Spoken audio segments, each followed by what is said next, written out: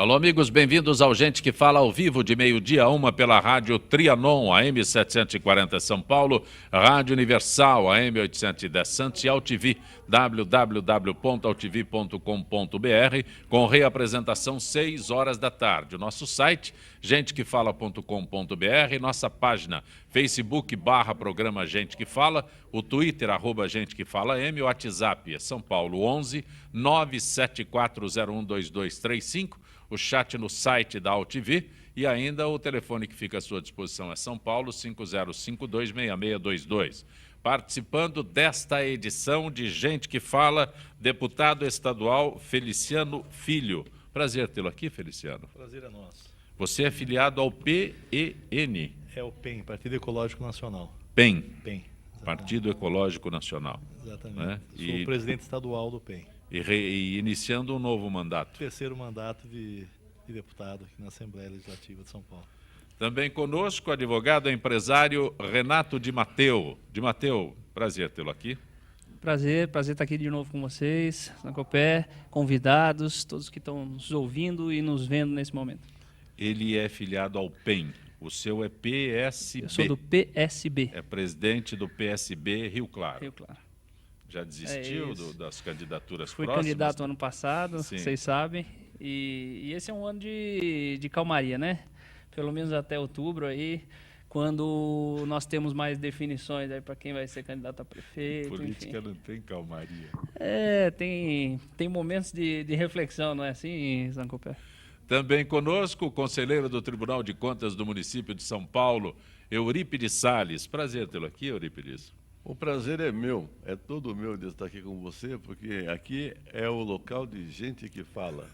E nós estamos falando. Eu disse que você é conselheiro do tribunal, mas você recentemente se afastou do Tribunal de Contas do município.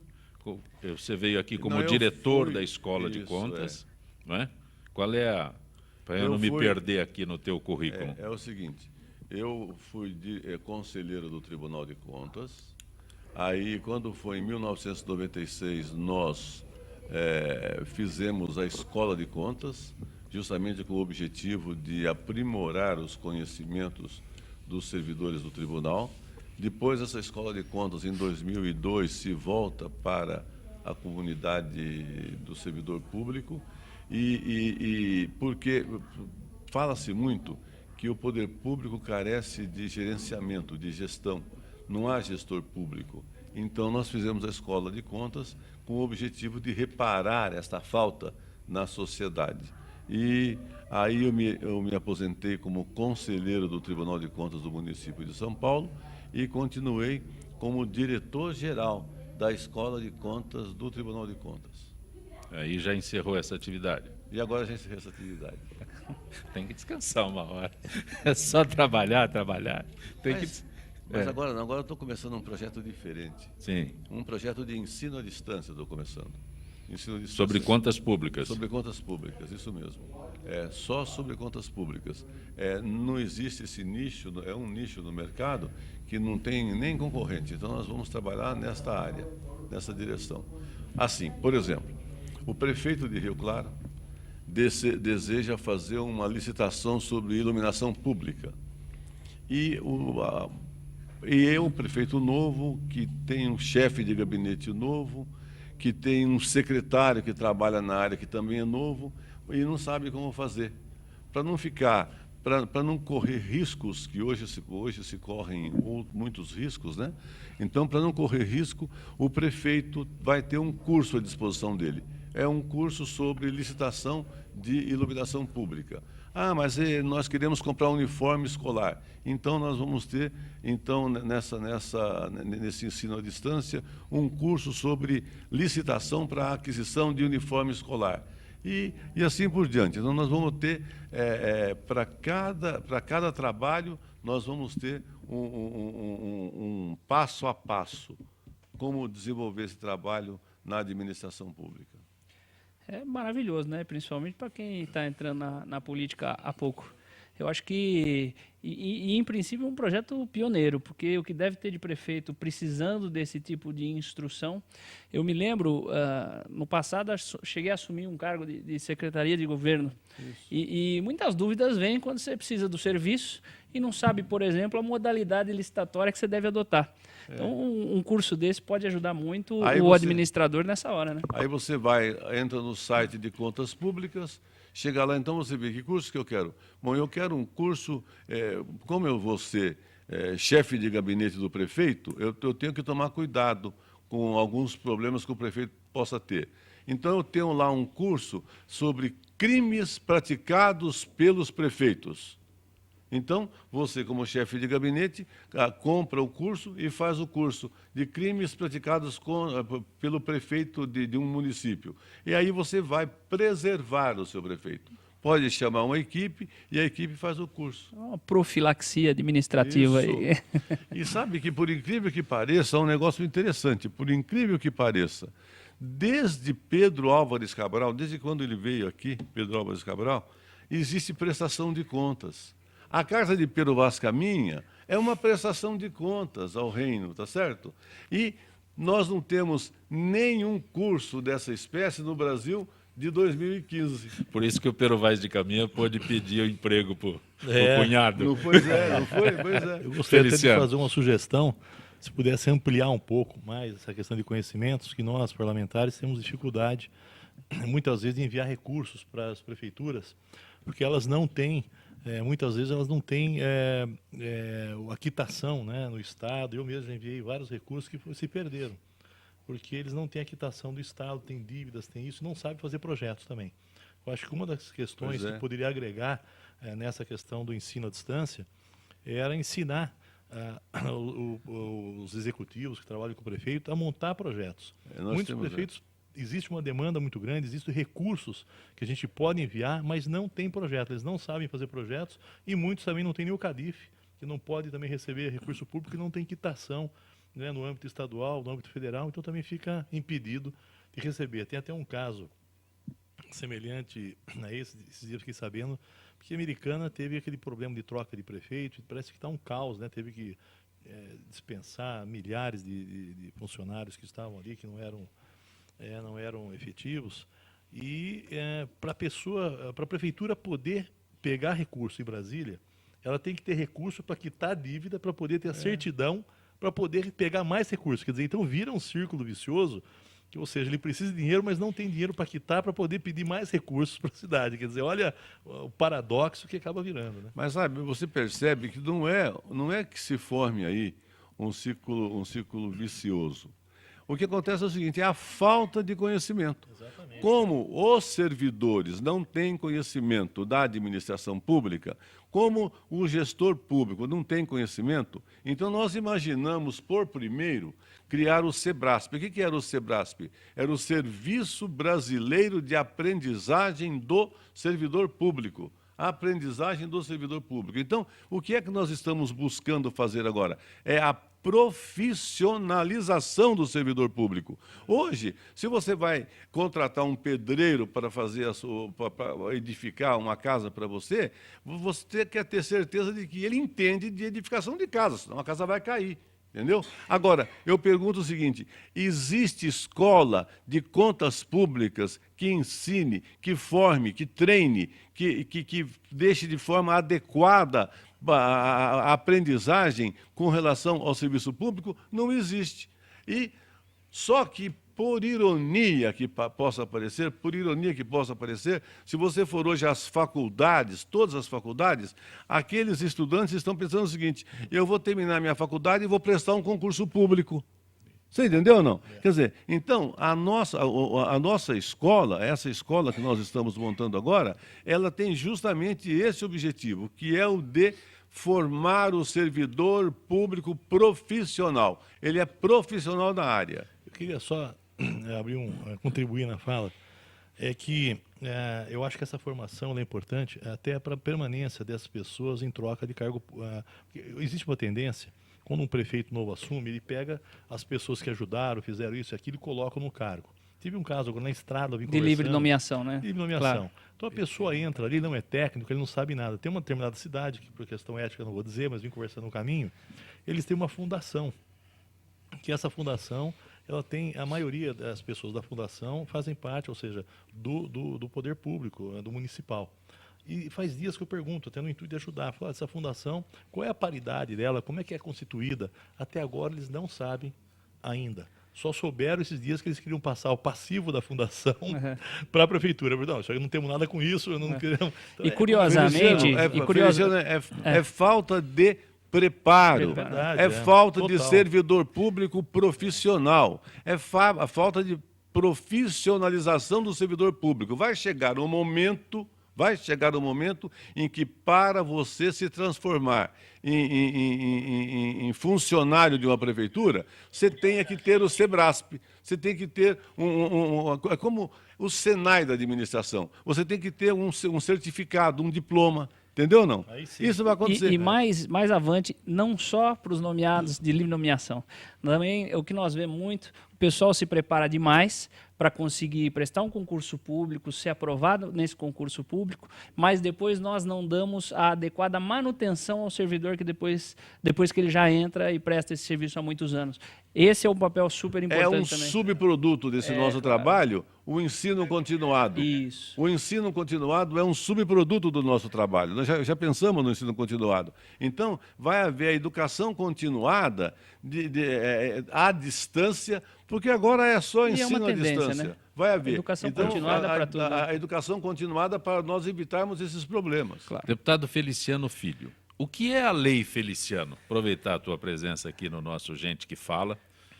O que é a Lei Feliciano? É muito importante uma lei que o parlamentar consiga levar o seu nome numa lei. E graças a Deus eu estou muito feliz também, porque essa lei ela já está indo praticamente para o seu 17º estado.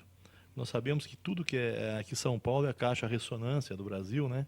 Então os outros estados acabam copiando. Então eu tive a felicidade, enquanto vereador em Campinas, eu consegui aprovar essa lei que proíbe a matança indiscriminada de cães e gatos em todos os centros de controle de zoonose, canis municipais ou congêneres, né?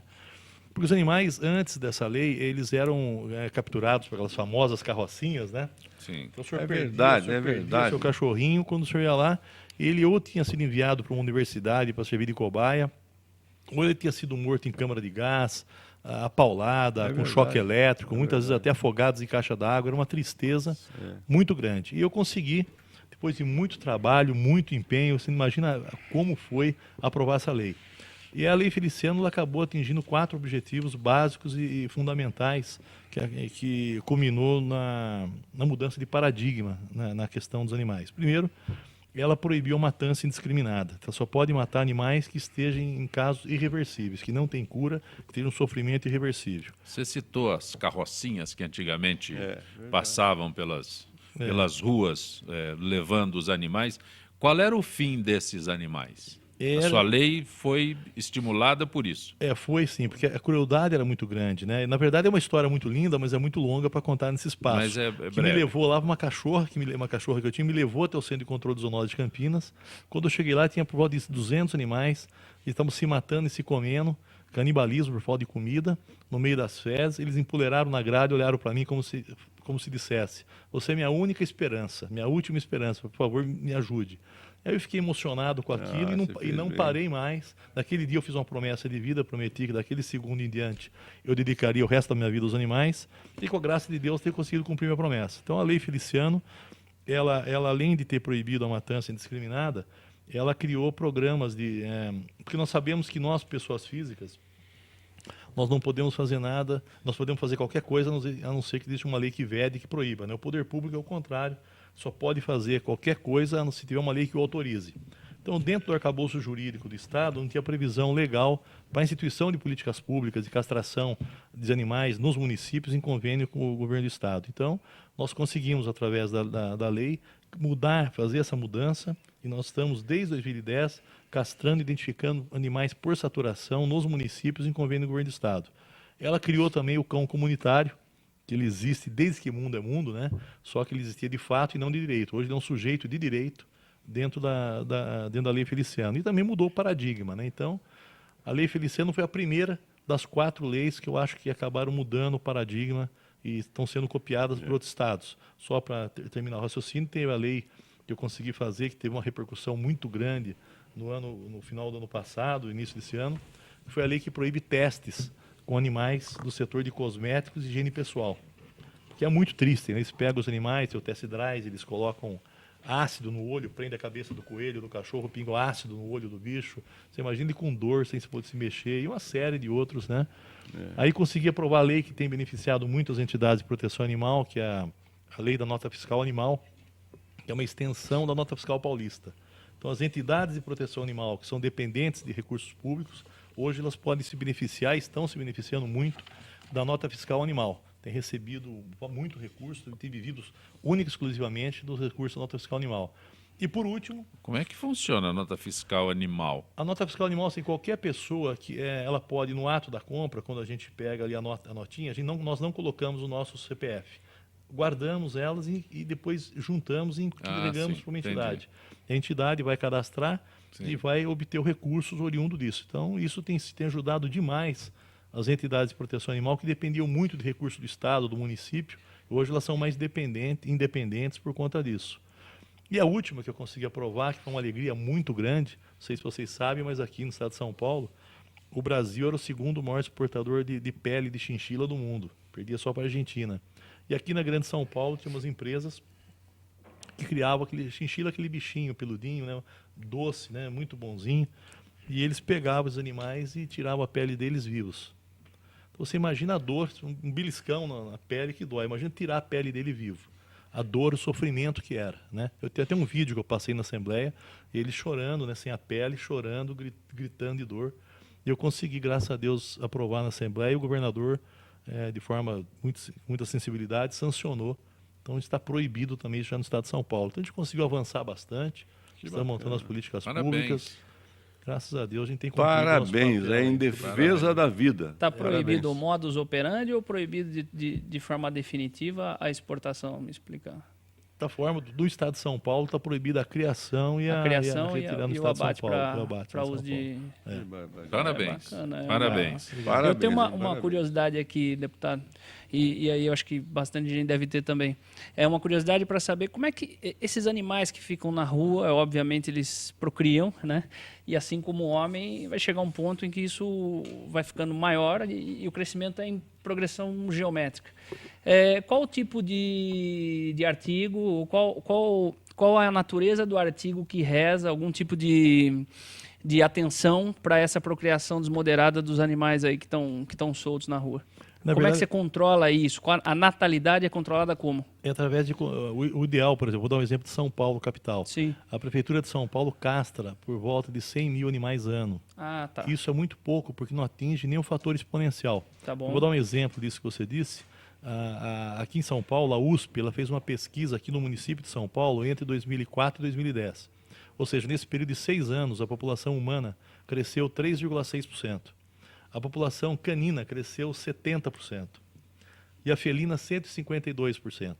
Isso era uma projeção até 2030, ou seja, em 20 anos, se nada for feito em termos de controle populacional, nós teremos mais cães e gatos do que gente. E vai ficar muito mais caro. Para cada $1 que é gasto na prevenção, nós economizamos $9 depois para correr atrás do prejuízo, porque a procriação ela se dá em caráter exponencial. Então nós temos que efetivamente trabalhar na causa, que são os mutirões de castração e identificação. O importante, não esquecer, é de identificar o animal, fazer ou chip ou qualquer outro tipo de identificação para linkar o animal ao dono. Porque 70% dos animais que estão nas ruas são animais perdidos, abandonados não chega a 18%. Todas as cidades do mundo que identificaram seus animais de forma sistemática e até compulsória, diminuíram os animais de rua em mais de 70%. E, obviamente, controlar a natalidade. Sem dúvida. Com bastante alegria, professor Beto Custódio. Prazer tê-lo aqui, professor. A satisfação é toda nossa. Eu que quero externar a minha felicidade em revê-lo e também como rever os demais debatedores e cumprimentar todos os ouvintes da chamada Altivia ainda. Sim, várias e várias vezes você participou do Gente que Fala como vereador. Por que desistiu da política, Beto? Na verdade, nós temos várias fases na vida e uma delas é deixar a questão de ter mandato, da política eu não desisto, né? Sim, sim. De ter mandato e prestar serviços à educação e à administração pública como eu faço hoje. Hoje, atualmente você está na Secretaria Municipal de Serviços. Exatamente. Na Prefeitura. Eu faço uma assessoria para o ex-deputado Simão Pedro, que hoje é secretário de Serviços da Prefeitura Municipal de São Paulo, que cuida de serviço funerário, iluminação pública, a questão das coletas seletiva e domiciliar, assim também como dessa questão, falei iluminação, telecentros e praças Wi-Fi.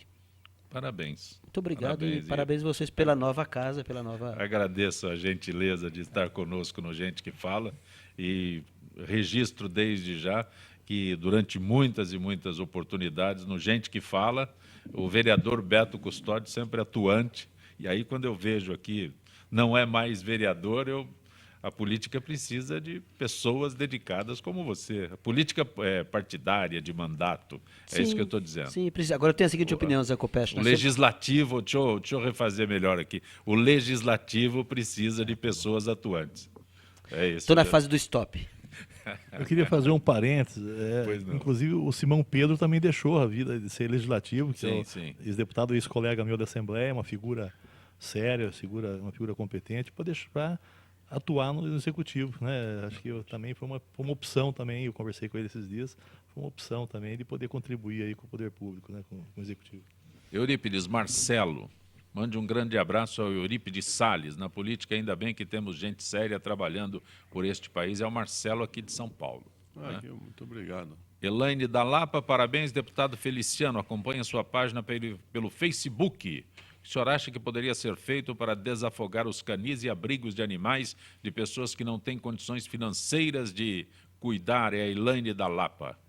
Eu acho que aí, Elaine, são duas questões básicas. Primeiro, a adoção. Tem que ter um programa de adoção muito forte, mas para eliminar a causa do problema é a castração por saturação, não tem outro caminho. Você deve saber, eu já resgatei mais de 3 mil animais, realizei mais de 3 mil feiras e doei mais de 30 mil. Então, é um número assim, histórico, acho que não existe na história da humanidade, mas isso ele dá com efeito, né? Agora, o importante é não ter. Nós só vamos ter menos problemas com animais quando tivermos menos animais. Não existe outra matemática. Então, nós vamos investir muito em programas de castração efetivo por saturação. O Nancy da Vila Guilherme, onde e como procurar ajuda se alguém perceber maus tratos contra animais? A polícia. Eu acho que, muito embora as leis são brandas, nós tivemos um trabalho muito grande, fomos 7 vezes a Brasília, não só eu, mas uma equipe.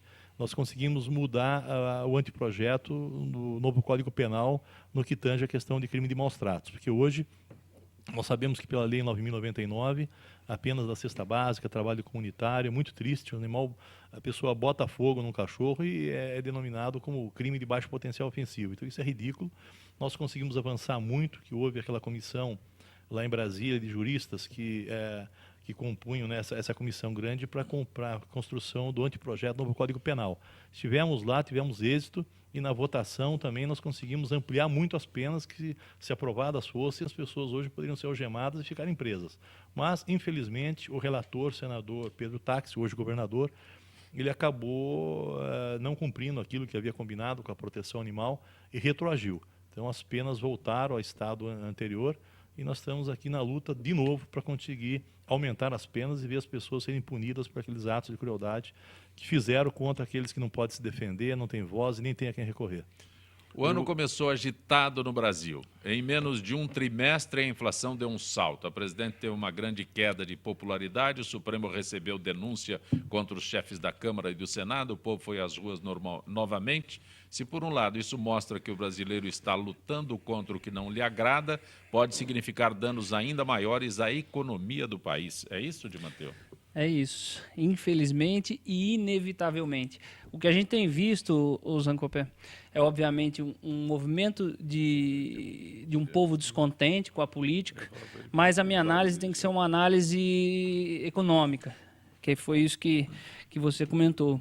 Então, em termos imediatos, a economia vai sofrer com o aumento nosso da taxa de juros e, principalmente em termos internacionais, vai sofrer com a falta de credibilidade e aumento do risco país. Quer dizer, em termos econômicos, Aí falando de política externa e economia externa, nós vamos sofrer com a credibilidade em relação aos outros países. Por quê? Porque ninguém investe onde não tem segurança. Essa é a grande definição. A economia, ela perdura pela certeza de que você vai ter o seu dinheiro quando você for pedir o saque naquele banco, enfim. A Suíça se tornou famosa por isso. Então você deixa o seu dinheiro lá por 100 anos e depois volta a buscar, ele está corrigido. Isso é historicamente. E o que nós estamos vivendo hoje no país é uma situação em que um grande investidor evita colocar o seu recurso aqui dentro porque não sabe como vai se desenhar essa nossa crise política atual. Em termos econômicos, nós estamos sofrendo com um aumento do custo do dinheiro. Nós vamos sofrer com, obviamente, uma maior dificuldade na concessão dos créditos. Acreditem, ainda não aconteceu, mas vai acontecer. Você quer ver uma coisa interessante que pouca gente leva em conta? Nós temos normas internacionais de contabilidade. Normas internacionais de contabilidade. O Conselho Federal de Contabilidade, o CFC, recepcionou as normas internacionais de contabilidade. E essas normas internacionais estão sendo implantadas nos municípios. A falta de conhecimento de todos aqueles que... praticamente todos, praticamente 100%, a falta de conhecimento está fazendo com que essas normas não sejam implantadas. Normas internacionais, as novas normas da contabilidade. O Leôncio, o professor Leôncio da Escola de Contas, do Tribunal de Contas, anda pelo Brasil fazendo várias palestras e o livro dele está na 3ª edição em menos de 1 ano e meio, o livro dele. Muito bem. Qual que é o impacto disso naquilo que você está falando? Lá fora, diz o investidor, o Brasil deve ter alguma coisa a esconder. Porque se ele não coloca as novas normas de contabilidade, as normas externas de contabilidade, é porque alguma coisa ele tem para esconder. Ora, se ele tem alguma coisa para esconder, eu não posso investir. Entendeu? Quer dizer, então, essas novas normas de contabilidade é uma questão, vai ser um dos cursos da nossa escola à distância. A nossa escola, o nosso ensino à distância, vai ter, então, cursos sobre as novas normas de contabilidade, entendeu? E que poderão ajudar, e muito, a economia brasileira. Porque na hora que houver investimento... E além das dúvidas sobre a estrutura administrativa, nós também observamos que o investidor olha e fala assim, o pessoal não sabe fazer. Né? Então, a questão do desenvolvimento acadêmico, mesmo educacional, vai ser importante. Mas, no caso específico, eu acho que a gente ainda está passando pela primeira onda. Essa é uma onda que... aí estou tirando o Renato com o seu lado político, suas teses políticas, e colocando o Renato como um analista econômico aqui. O Brasil tem que ele já tinha que passar por um ajuste fiscal desde antes da eleição passada. Obviamente não passou por uma questão eleitoral. Já deveria ter começado isso daí no ano passado. A atual presidente, enfim, a título de eleição, acabou que não assumiu esse desafio naquele período, e era óbvio que quem vencesse teria que adotar uma postura austera em relação à parte fiscal do país. E, óbvio, quando você diminui as despesas, você vai ter uma série de reflexos, como eu já falei. Nós vamos ter mais desemprego, nós vamos ter o dinheiro mais caro, e o banco, que está cheio de dinheiro no caixa, ele vai emprestar num momento de incerteza? Não vai emprestar num momento de incerteza. E dentro do ciclo econômico, quando você segura o crédito, você desaquece a economia, ou seja, o empresário para de vender. Então, nós não estamos nesse momento ainda. Eu acredito que, dependendo do prazo que dure a austeridade fiscal, e se nós não conseguirmos correr rápido para controle de inflação, enfim, com mais seriedade, a gente não vai conseguir, a gente vai ter um efeito pior daqui a pouco. Eu tenho aqui para o intervalo 1 minuto para você, Beto. Você quer falar? Por favor. Acho que o Brasil, ele, como vários países do mundo, passa por crise também, né? Mas se nós quisermos efetivamente medir se há crises tão horrendas, tão hediondas, como muitas pessoas falam, temos que verificar algumas coisas. Primeiro, os mercados. Supermercados, hipermercados, shopping centers, os aeroportos e rodoviárias. Se as praias estiverem totalmente vazias, como alguns falam que estão, que não é verdade, acho que a gente podia ter um outro diagnóstico. Então, o mundo está em crise e o Brasil acho que pode superar. O problema é que o terceiro turno ainda está em vigência, quer dizer, as eleições terminaram no mês de outubro, no entanto, ainda há pessoas que entendem que não houve legitimidade. Então, acho que Dilma tem condições de corrigir eventuais erros e progredir para o futuro. Você está acompanhando Gente que Fala pela Rádio Trianon, AM 740 São Paulo, Rádio Universal, AM 810 Santos e AltV, www.altv.com.br. Retornaremos em instantes.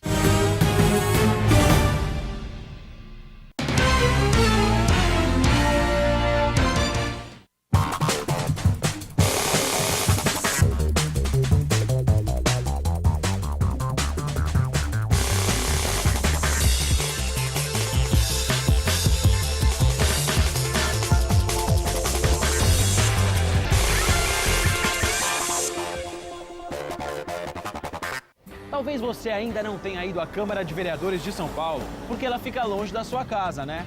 Mas não tem problema, pois a partir de agora ela vai ficar bem pertinho de você. Vem aí Câmara no seu bairro, que vai ouvir todas as necessidades da sua região. Serão realizadas 32 sessões plenárias na cidade inteira. Tudo para que a gente possa ouvir as suas ideias e sugestões. Por isso, participe! É a Câmara de Vereadores de São Paulo indo ao seu encontro por uma cidade melhor. Sim, meus amigos, muito prazer, eu sou Sérgio Oliveira e estou aqui para lembrar vocês que toda segunda-feira, 9 horas da noite, eu estou aqui na TV da internet com o Futebol Alternativo TV. Sim, Série D, Série C, Copas Estaduais, as divisões de acesso, tudo aquilo que nenhum outro programa esportivo fala, tem a coragem, a capacidade de falar, nós falamos aqui na TV. Toda segunda, 9 horas da noite, só aqui na TV da internet.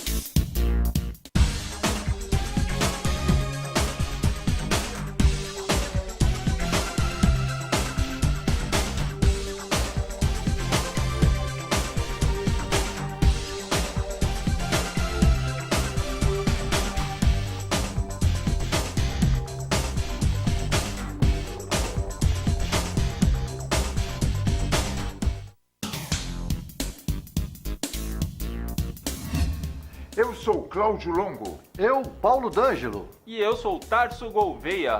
Nós apresentamos todas as terças-feiras, às 9 da noite, aqui na altv.com.br, o Família Palestra TV, um programa esportivo onde você sabe de tudo sobre o Palmeiras, aqui na TV da internet.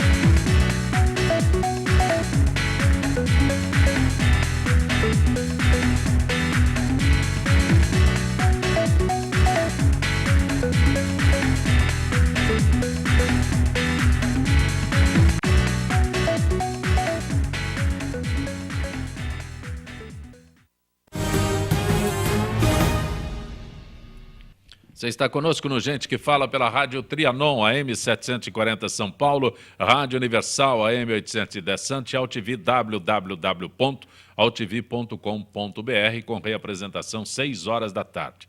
Como hoje é terça-feira, temos conosco as dicas da FIPESP, hoje falando sobre a dengue. Quem está conosco, Gisele Souza, do setor de eventos da FIPESP. Gisele, boa tarde. Boa tarde, Zancopé. Boa tarde aos debatedores e a todos os ouvintes do Gente que Fala.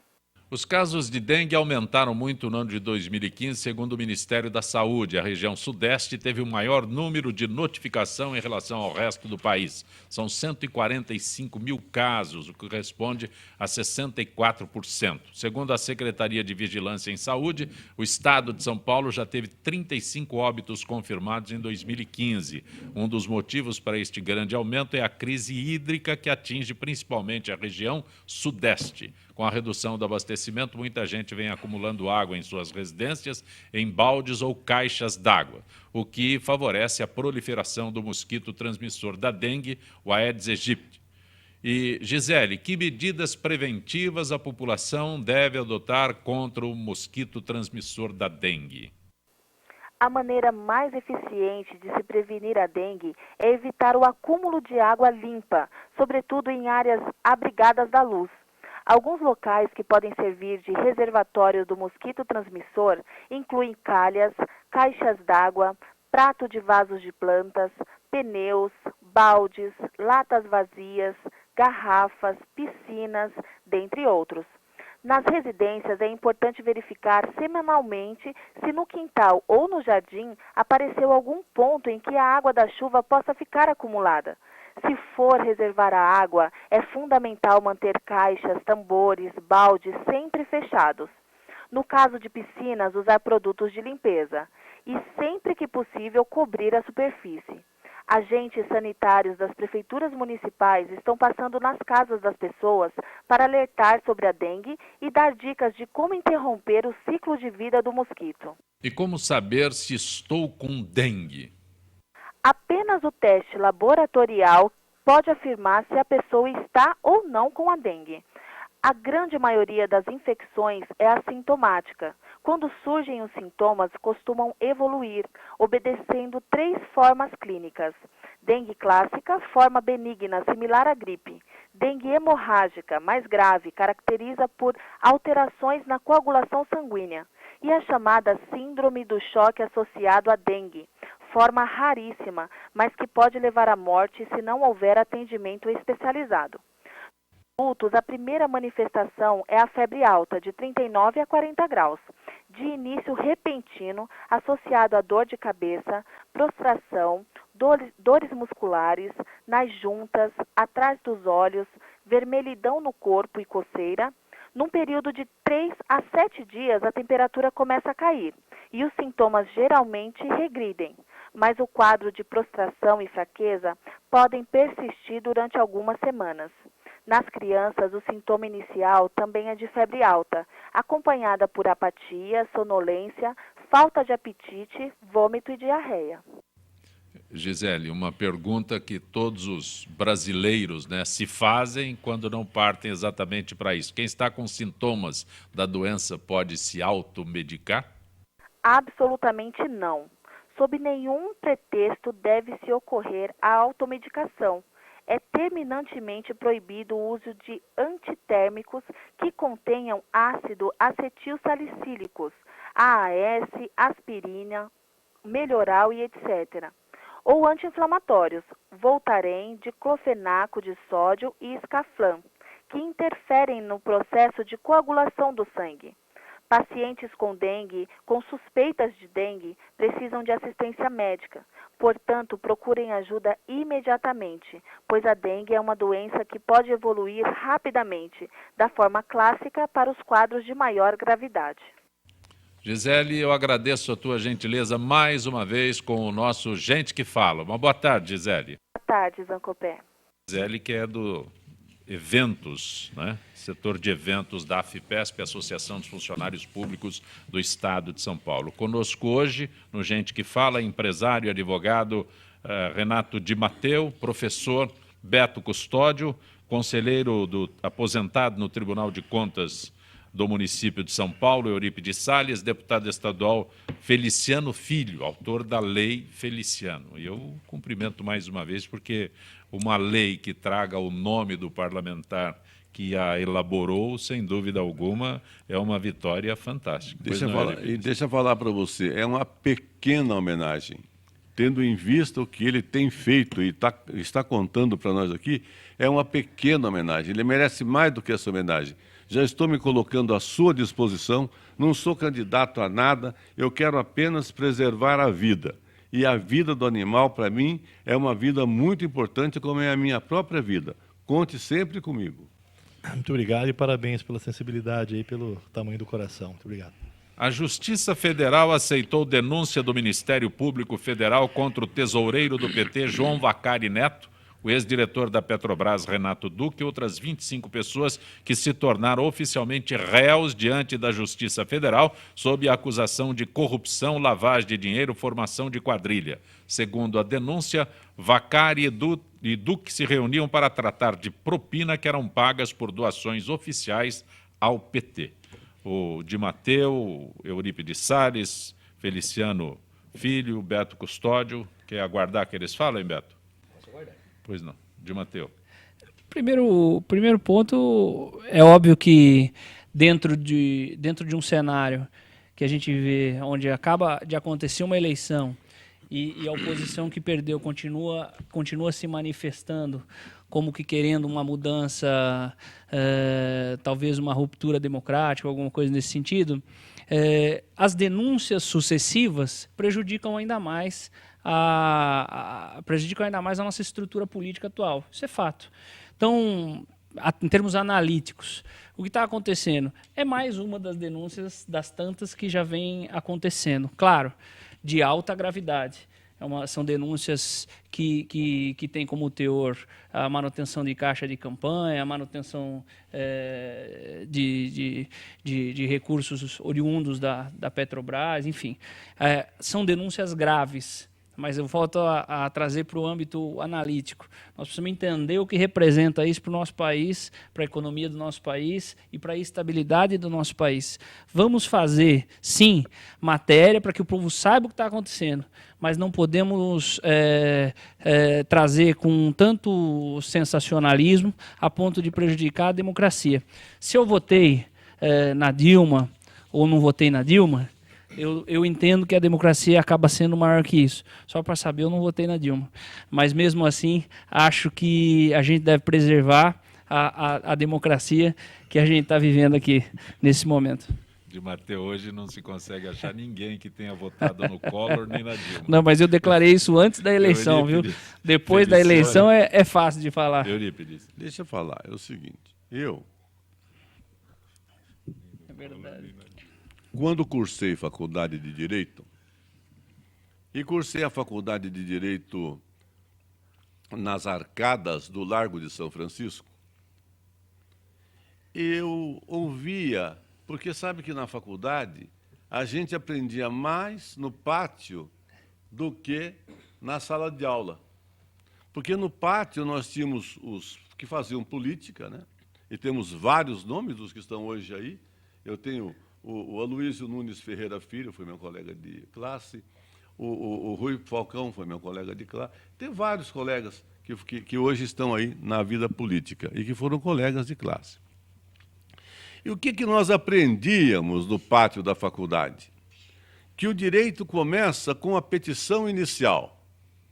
E você, quando faz a petição inicial, diziam os colegas, você tem certeza absoluta de que aquela petição inicial incorporou tudo, apreendeu tudo, foi perfeita. Diziam os meus colegas. Daí vinha a contestação. Quando vinha a contestação, você ficava pensando, nossa, eu acho que eu não fiz uma petição inicial das melhores. Porque a contestação vinha com uma série de fatos, uma série de argumentos, vinha com o direito, vinha com a jurisprudência, vinha com a doutrina, etc. A contestação bem feita. Então, eu prefiro comentar esse fato aqui do ponto de vista do advogado. Existe uma denúncia do Ministério Público Federal. Essa denúncia foi aceita pela Justiça Federal. Aceita a denúncia, agora começa a correr o prazo para a defesa. E vamos sempre ter em mente que a defesa fala sempre depois da acusação. A defesa não fala antes da acusação. Então, eu aqui, quando vejo assim esses fatos, eu não quero emitir opinião, até porque eu não conheço o processo. Eu não conheço, não compulsei os autos. Eu não sei o que é que existe no interior dos autos. Eu não sei como é que foi produzida a denúncia, nem como foi produzida a defesa. Então, eu prefiro aguardar a decisão irrecorrível, que essa sim deve ser cumprida.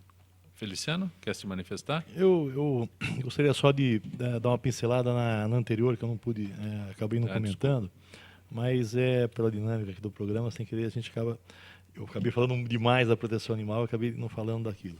Eu acho que a questão do Brasil, a situação econômica que vive o Brasil, agora falando como economista, não como protetor, eu acho que é muito fácil você administrar um país quando os ventos sopram a favor, como vinha na época do governo Lula, quando estava vindo os ventos favoráveis a nível mundial, as commodities, crescendo a cada dia em função até das demandas da China, enfim. Quando a coisa começa a ficar mais difícil a nível da conjuntura internacional, eu acho que aí sim, é que nem você administrar uma empresa com dinheiro é fácil. Agora, sem dinheiro, a coisa fica, você tem que ser artista para administrar. Eu vejo que faltou competência, faltou seriedade, e quero deixar bem claro aqui que eu sou, com relação às minhas explanações, eu sou apartidário, não tenho nada contra PT, PSDB, qualquer partido que seja, até porque eu não sou oposição de nenhum, meu partido é um partido que não tem... Mas é incrível, eu acho que com relação a isso faltou faltou muita seriedade e faltou também muita competência, né?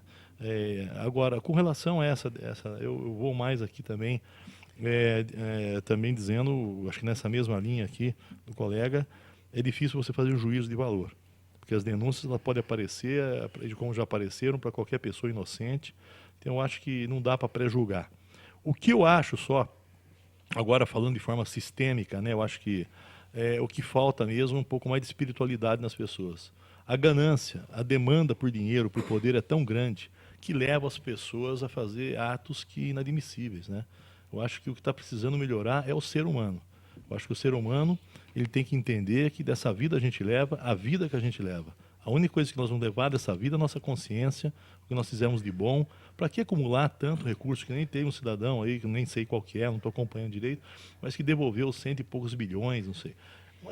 Onde ele vai? Dólares. Dólares. Quer dizer, curiosamente, né, deputado, teve um até que num interrogatório disse, eu não sabia, chegou um ponto que eu já não queria mais, porque tinha tanto dinheiro, não foi isso, né?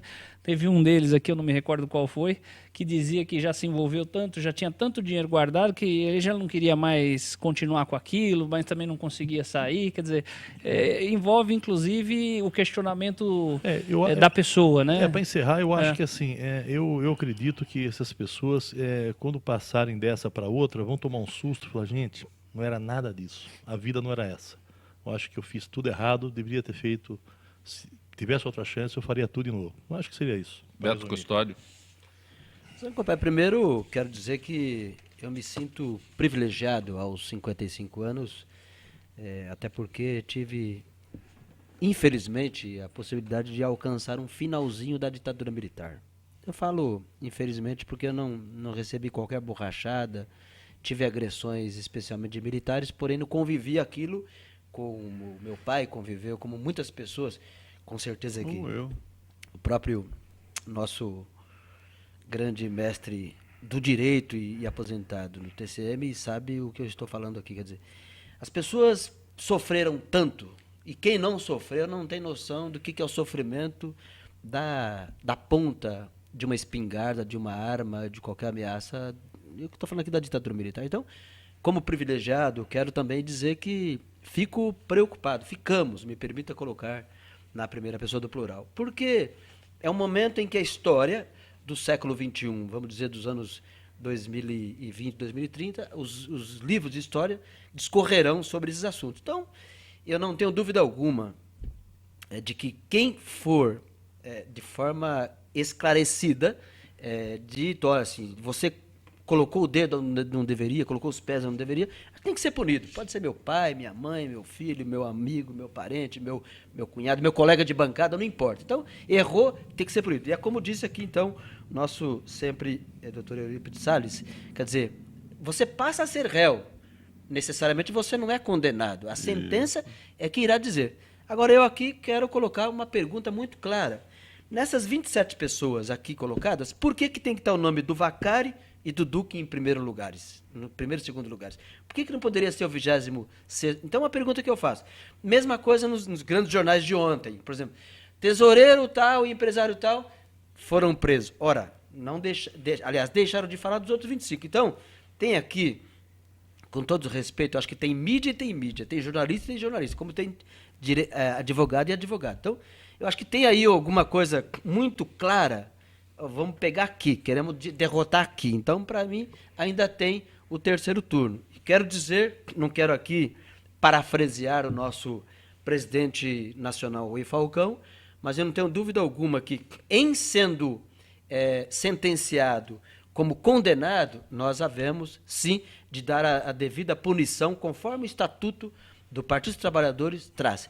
E isso, quero entender, que deveria caber também a todos os outros partidos. Mas eu aqui lanço uma pergunta e não estou em defesa de ninguém. Acho que a Dilma é uma pessoa inteligente, sofreu, como muitos sofreram na época da ditadura militar, como sofre hoje para administrar esse mega país, tá certo? Mas eu não tenho dúvida que nós devemos fazer os devidos encaminhamentos. Mas aqui eu lanço a seguinte pergunta. Se ao mesmo tempo tivemos lá o chamado mensalão, temos agora a Operação Lava Jato, e tem um filósofo que fala, não é que agora tem tanta corrupção, é que agora tem tanta investigação. Ainda bem que as coisas não vão para os baixos de tapete. Aliás, nem todas deixam de ir. Porque aqui eu pergunto com muita clareza, por que os mesmos que deveriam julgar, como estão julgando aqui a Operação Lava Jato, deveriam julgar, por exemplo, o grande escândalo envolvendo trens metropolitanos, né, aliás, a CPTM e trens de saúde. Dou um exemplo claro. Por que na Assembleia Legislativa não tem uma CPI para apurar também os casos de corrupção? Então, o que serve para Francisco também deveria valer para Chico, desculpe a expressão. Eu queria aproveitar a oportunidade, porque eu quando eu vi a presença aqui do nosso ex-vereador, e agora trabalha junto com o meu grande amigo Simão Pedro, esses dias tivemos uma demanda, até conversei com o Simão Pedro, com relação aos cães, foi noticiado na grande mídia, cães que, acho que foi a sua secretaria, que acabou colocando cães para tomar conta do cemitério da Consolação. E aí eu recebi, como recebo todos os dias recebi denúncia de crimes de maus tratos, porque os animais, uma empresa que eu inclusive fui questionar a idoneidade dessa empresa, e o Simão Pedro é uma pessoa sempre muito bem intencionada, e acabou, os animais, meu pedido foram técnicos lá e comprovaram a caracterização de crime de maus tratos. Os animais estavam lá, puseram uma madeirita entre o muro do cemitério, a cobertura era tão pequena que naquela chuva e lama embaixo, e aí sim nós estávamos tomando todas as providências, mas a gente sempre procura primeiro o caminho do diálogo, o caminho que é o caminho quando eu fiquei sabendo, quando eu nem sabia que a pasta era do Simão, e quando eu fiquei sabendo, eu falei, não, vamos primeiro conversar com o Simão Pedro, eu tenho ele na mais alta conta, o Simão Pedro é uma pessoa muito séria, muito respeitada. E agora eu aproveito a oportunidade para fazer a pergunta, porque a polícia acabou indo lá de novo, a Polícia Civil, parece que os animais não estão mais lá. Você sabe dizer se eles estão lá ou não? Desculpe a intromissão, vai aproveitar o espaço. Não, deputado, na verdade, este seu ofício que chegara à nossa secretaria, de pronto, procuramos chamar os especialistas, chamar a nossa procuradora, o próprio secretário, falando, vamos responder rapidamente ao deputado. Primeiro que há uma tentativa, e nós havemos de concluí-la, no sentido de dirimir ou expelir efetivamente as ações de furtos em cemitérios, especialmente em cemitérios onde há grandes fortunas, né, que as pessoas... Tem muitos famosos sepultados lá, e ali nós tivemos já vários crimes que a grande mídia acabou divulgando aí. Então, ali é muito visado. Agora, essa ideia de colocar, entre aspas, a segurança canina, né, ela será estendida aos demais cemitérios da cidade de São Paulo. No primeiro momento, há uma tentativa de adaptação, mas com todo cuidado de não culminar em qualquer tipo de tragédia ou maus tratos. Então, a própria Polícia Militar está nos ajudando com o canil, né,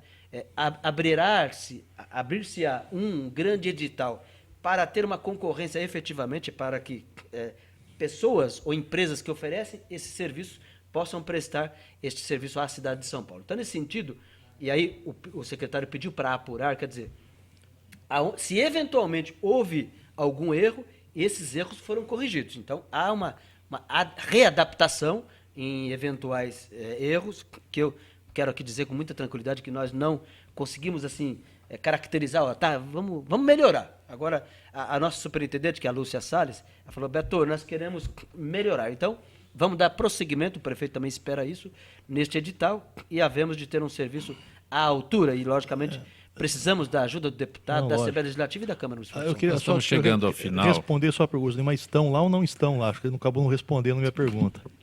Os animais permanecem lá ou foram retirados? Foram retirados momentaneamente, mas a ideia é de retornar com melhores condições. Vou registrar apenas algumas manifestações. Dona Laura de Paranapiacaba diz que os hospitais públicos que atendem os animais estão sempre superlotados. Tem também o Paulo Henrique do Butantã, mandando a sua mensagem. O Jaime do Jardim Bom Filioli faz uma pergunta extensa aqui para o doutor Eurípides, mas lamentavelmente não temos tempo mais para a resposta, viu, Jaime?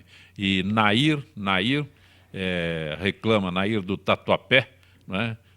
Como pede a iluminação na rua, se a sua secretaria é responsável pela iluminação. Dona Nair do Tatuapé quer saber como é que ela pede luz na rua dela. Pode ligar para 156 ou liga diretamente no 2075-7284, onde cai o meu telefone, e vamos fazer o devido encaminhamento. 2075-7284. 2075-7284, tá ok, dona Nair? E eu vou passar o 0800 correto, vamos tentar encaminhar. Não, vamos resolver. A Vilmar Cardoso, da Freguesia, também se manifestando, e Neuza Silva, das Perdizes, de novo conosco aqui, mas eu não tenho mais tempo para abordar essas perguntas que foram enviadas. Deputado Feliciano, agradeço a tua gentileza de ter participado do nosso Gente que Fala. Muito obrigado, foi um prazer enorme estar aqui, virei sempre que for convidado. Quero cumprimentar aqui os demais debatedores da mesa. E, para finalizar, quero só dizer aqui para o Beto Custódio que eu protocolei um projeto de lei na Assembleia para proibir essa prática no Estado de São Paulo. Porque os animais são cometidos, animais de cães de aluguel. Porque os animais, isso tem um histórico, eu posso falar isso com propriedade, que eu só faço isso há 15 anos. Existe uma demanda muito grande dos protetores de animais que não querem. Os animais podem ser envenenados, podem ser mortos, e na forma que eles estavam lá, estava tipificado o crime de maus tratos, caracterizado por foto, por técnicos. Graças a Deus, Simão Pedro é uma pessoa lúcida, uma pessoa muito sensível, agradeço, viu, até o pronto atendimento da retirada dos animais. Eu quero dizer que esta demanda vai ter resistência contra nós, a proteção animal. Eurípides Salles, muito bom tê-lo aqui mais uma vez no Gente que Fala. Eu quero agradecer aqui ao Zancopé, quero agradecer a todos do programa, porque, na verdade, cada vez que eu venho aqui eu aprendo muito. Agora conheci o Feliciano, agora eu estou feliz da vida. Eu conheci alguém que defende a vida. Parabéns. O Renato Di Matteo, obrigado por ter vindo, ter deixado mais uma vez Rio Claro para vir aqui conosco. Tá certo, obrigado pelo convite. Sempre que for convidado estarei aqui, e como sempre é um prazer estar com vocês aqui, debatendo assuntos contemporâneos aí. Sempre que me convidar eu venho. Beto Custódio aprendeu o caminho da UTV, na Rádio Trianon, no estúdio direto. Você foi muitas vezes. Agora transmitimos pela Rádio Trianon, direto do estúdio da UTV. Aprendeu o caminho, não nos furte da tua presença mais. Super fácil, espero que a estação do metrô termine rapidamente para chegarmos aqui também. Zancopé, muito rapidamente, queria deixar um telefone aqui da Secretaria de Serviços, que é o 2075-7240, 2075-7240, que ela cuida então da iluminação, do serviço funerário, dos telecentros e praças Wi-Fi e também da coleta seletiva e coleta domiciliar. E dizer ao deputado Feliciano que, com certeza, somente faremos dentro da questão jurídica, da questão legal. Jamais faremos qualquer tipo de serviço. Nem tudo que é legal é moral e ético. Isso, vamos tentar fazer Gente que Fala tem na direção-geral o jornalista Fausto Camunha, a diretora de produção Zenilda Salvato, a redação Raela Brandão Pedro Esquiavão, na pauta José Carlos Sicarelli, produção cultural Ricardo Godoy, na Rádio Trianon, Neildo Neres, Cléo Rodrigues, Ricardo Valim, Benê Benê, na direção da UTV Alberto Luquete, na técnica James Eduardo, Marcelo Fontan, Iago Matsumoto, Sérgio Oliveira, Arthur Endler. Estaremos de volta amanhã, meio-dia. Gratos, até lá.